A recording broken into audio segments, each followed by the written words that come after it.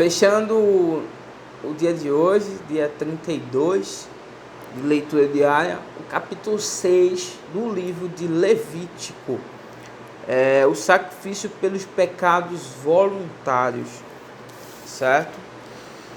Falou mais o Senhor a Moisés, dizendo: quando alguma pessoa pecar e cometer ofensa contra o Senhor, e negar ao seu próximo o que este lhe deu em depósito, ou penhor, ou roubar, ou tiver usado de extorsão para com seu próximo, ou que, tendo achado o perdido, o negar com falso juramento, ou fizer alguma outra coisa de todas em que o homem costuma pecar. Isso aqui é a questão, trabalhando aquele pecado em que o homem comete pequenos furtos, né? Quer dar uma desperto, achou não é roubado, pegou emprestado e não devolveu. Agora, desde aquela época, hoje em dia existe esse tipo de povo. Naquela época não era diferente, já existia. E tinha também um sacrifício específico para esse tipo de pessoas. Será, pois, que tendo pecado e ficado culpada, restituirá aquilo que roubou, ou que extorquiu. Também tem esse lado, né? Os que fazem a extorsão, né? Ou o depósito que lhe foi dado, ou o perdido que achou, ou tudo aquilo sobre o que jurou falsamente, e o restituirá por inteiro, e ainda isso acrescentará a quinta parte, aquele a quem pertence, lhe dará no dia da sua oferta pela culpa. Então, além de restituir aquilo que ele roubou, aquilo que ele não deu, aquilo que ele deveria dar, aquele depósito, aquele empréstimo que ele pediu ao irmão, o irmão com amor, com carinho deu, e ele não devolveu no prazo, aqui diz que além de ter que devolver, ele teria que dar o mesmo valor que deu, obviamente, além de dar 20%, que é a quinta parte, 20% além daquilo que ele havia roubado, aquilo que ele deveria ter devolvido, certo?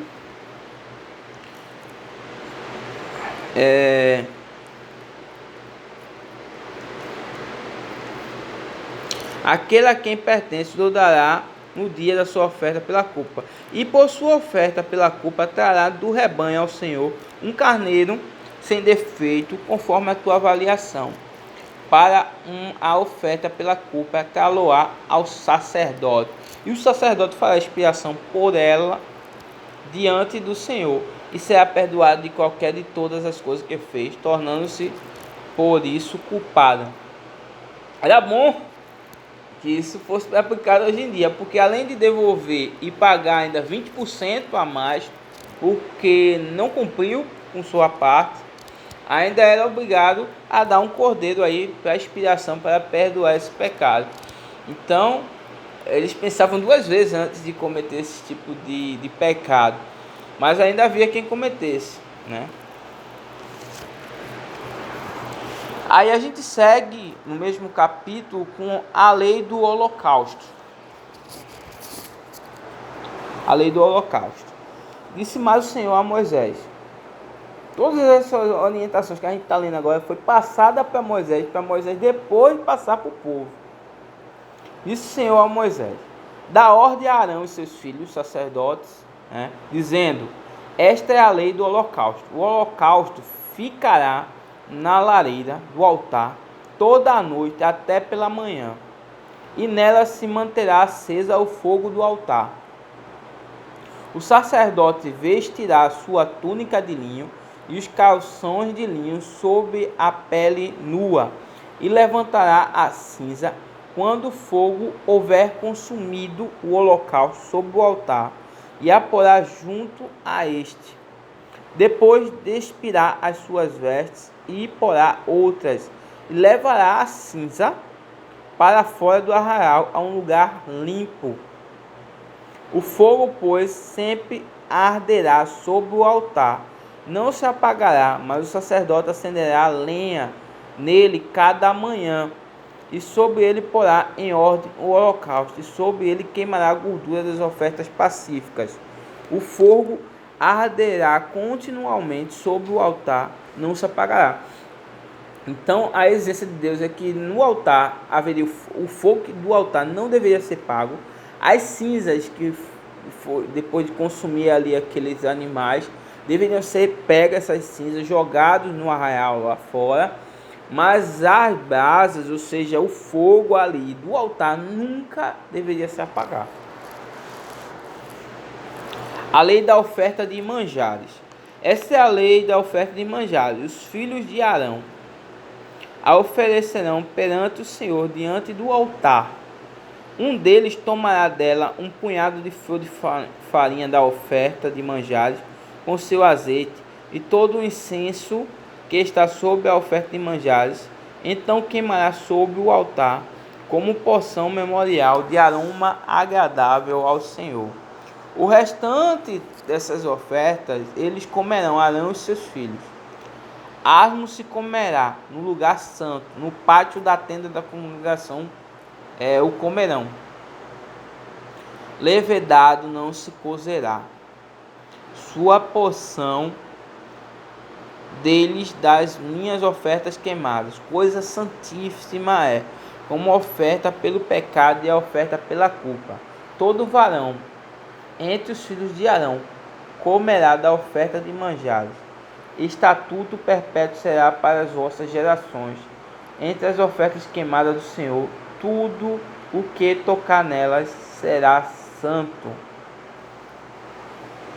Então, os sacerdotes eles tinham direito a uma parte dessas ofertas justamente para se manter, se alimentar, porque eles não trabalhavam. O trabalho dele era estar ali todo dia ali fazendo aquele sacrifício daqueles animais, aquele ritual, aquela expiação. Então eles precisavam de um sustento. Então digno é o obreiro do seu salário. Então eles eram obreiros da casa do Senhor, eram sacerdotes, trabalhavam na casa do Senhor e recebiam o seu salário das ofertas, uma parte das ofertas que era dedicada lá no altar, no tabernáculo. A oferta na consagração dos sacerdotes. Disse mais o Senhor a Moisés: esta é a oferta de Arão e seus filhos, que oferecerão ao Senhor no dia em que aquele que for ungido, quando ele for ungido, eles vão ter que ofertar isso aqui: a 10ª parte de uma éfa de flor de farinha pela oferta de manjares contínua. Metade dela será oferecida pela manhã e a outra metade à tarde. Numa assadeira se fará com azeite, bem amassada a trarás. Em pedaços cozidos trarás a oferta de manjares de aroma agradável ao Senhor. Também o sacerdote que dentre os filhos de Arão for ungido em seu lugar, fará o mesmo, pois estatuto perpétuo será todo queimada ao Senhor. Assim toda a oferta de manjares do sacerdote será totalmente queimada e não se comerá.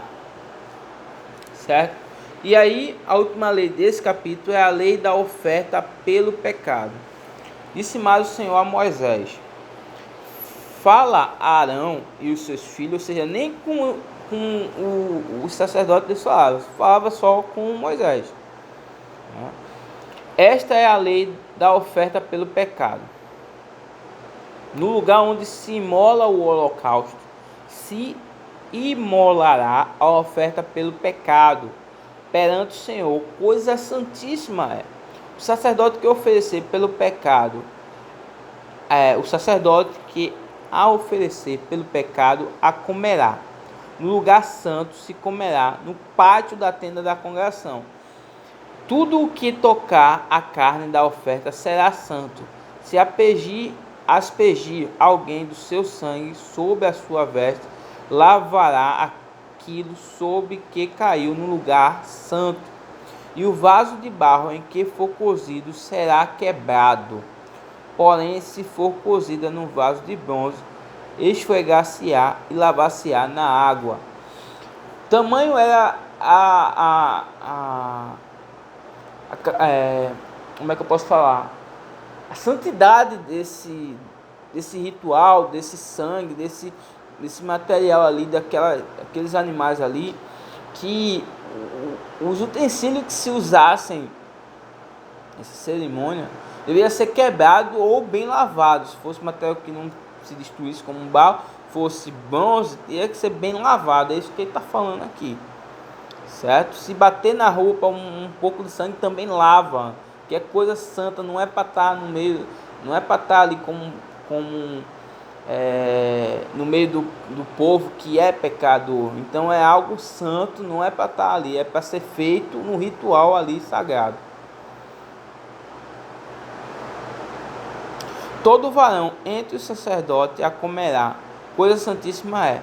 Porém não se comerá nenhuma oferta pelo pecado, cujo sangue se traz à tenda da congregação, para fazer a expiação no santuário. No fogo será queimado. Então a gente fica por aqui, dia 32, encerramos mais um dia.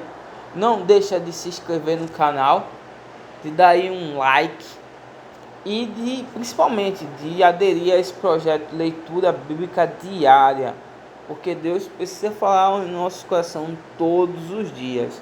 Deus nos abençoe, valeu!